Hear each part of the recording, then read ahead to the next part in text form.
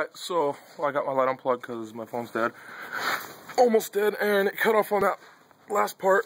So I got the diff cover off, which I actually called my buddy right after the camera part died because it wouldn't record anymore. So he said you get a screwdriver, still got to kind of do the chisel part, but you can kind of see right there on the silicone where it's chipped away a little bit, where I stuck the screwdriver in.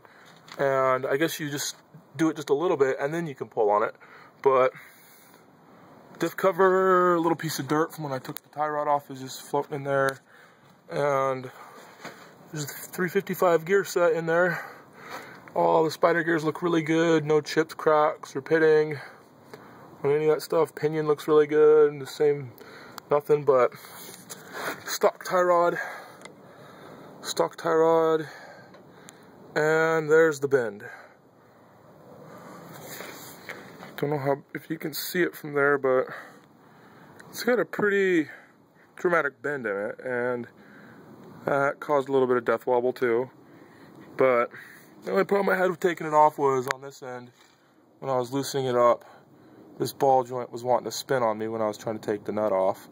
So, little advice to anybody. I'm gonna do this kind of backwards. Little advice, if it's spinning and you don't really care about the threads, just put some pressure against it while it's in there. Just if you can, put some pressure against there. Have somebody help you, like turn it with a pair of channel locks or a pipe wrench or something, and just put some pressure against it to keep it from turning.